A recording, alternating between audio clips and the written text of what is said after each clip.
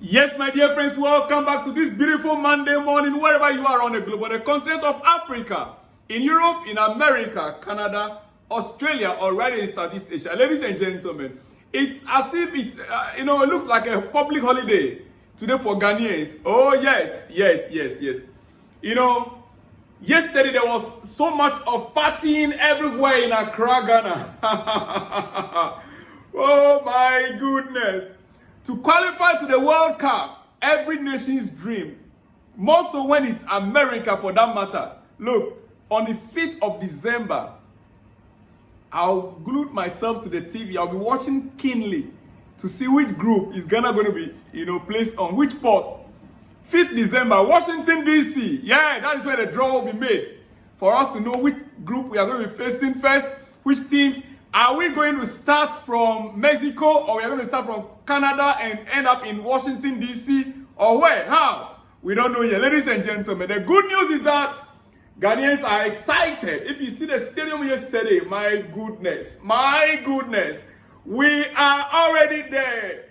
US of A, Canada, Mexico, here we come. Where's my passport? Guys, get my passport for me. I need to start preparing my visa. Oh yes, good. Look, guys. It is beautiful. FIFA has actually confirmed Ghana's qualification. We have already qualified. I said it on this channel that even if we lose this game, if we were to lose last night, Ghana would have still qualified. Just imagine Ghana qualifying with 6 points.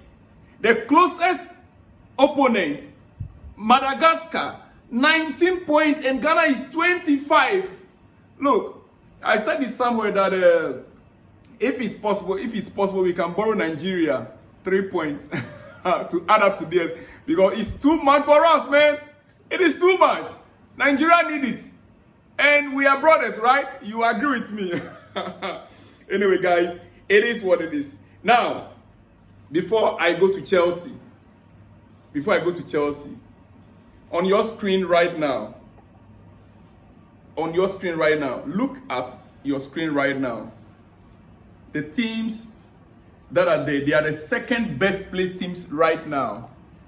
Second best placed teams. Four second best placed teams right now you can see on your screen. Gabon, Burkina Faso, Niger, and Cameroon. They are the second best placed teams right now. It doesn't matter the games that are going to be played on Tuesday, tonight and on Tuesday night. It doesn't matter. Unless they're able to score extremely, more goals from every angle. Like Nigeria either win or they're not going to be part of the second best placed team. South Africa either win or they lose out on second best placed team. Yes.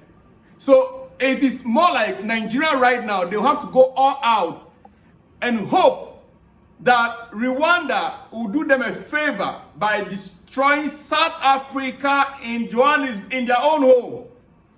I'm hoping it will be a wonderful thing to see both Nigeria and Ghana in the World Cup. At least in my lifetime, I've never seen it before. Each time Ghana, this is our 5th time of qualifying to the World Cup, right? I think once Nigeria, is it South Africa 2010 or so? Yeah, sometime, I believe so.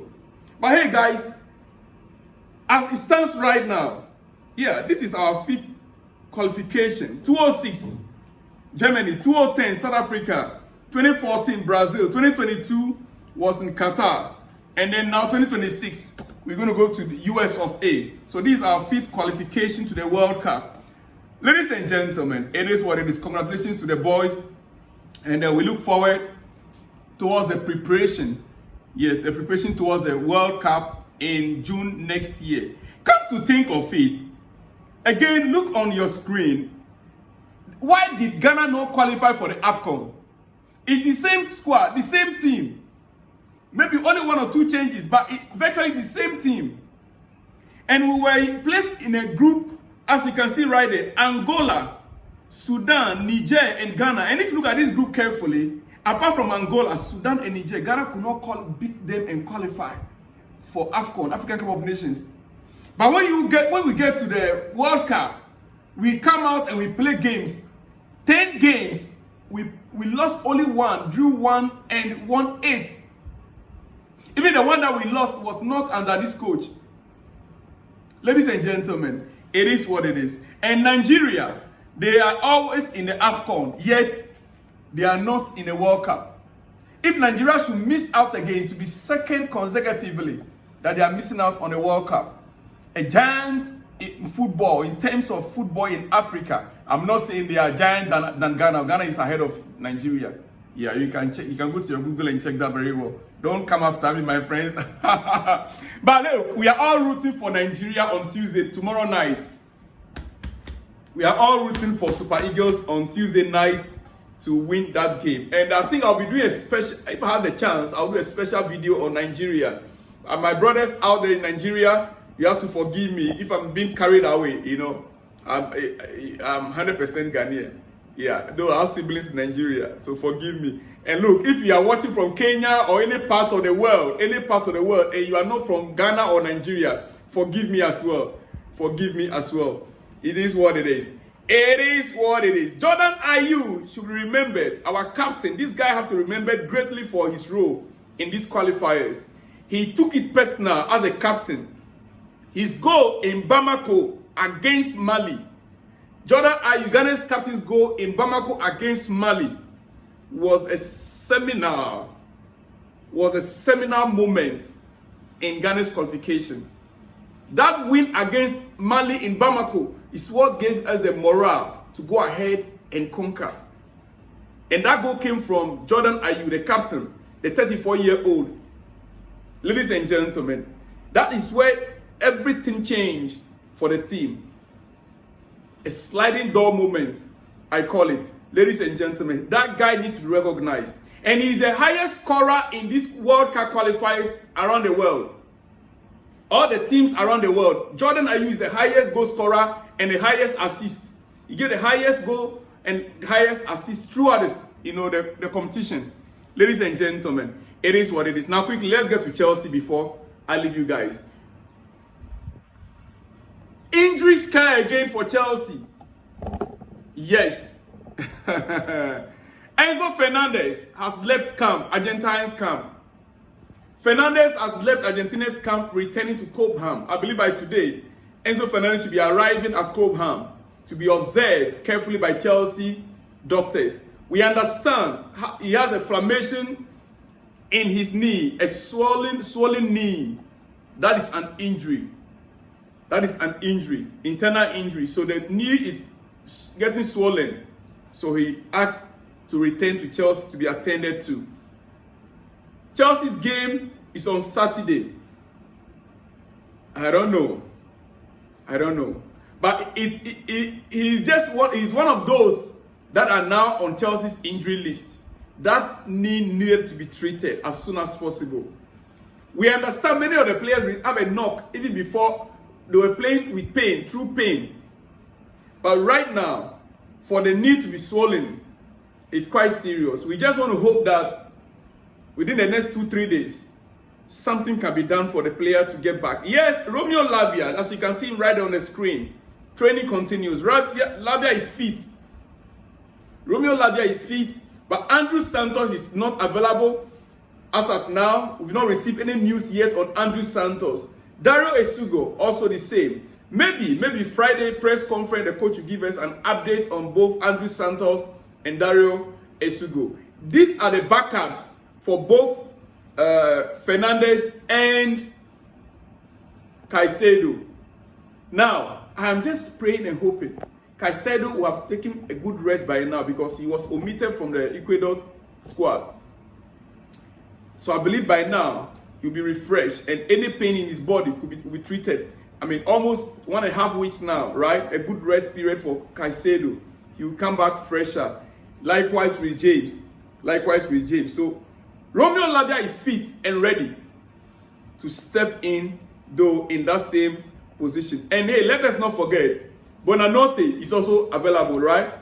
Yeah, Bonanote, the player Chelsea signed from Brighton on the last day on loan.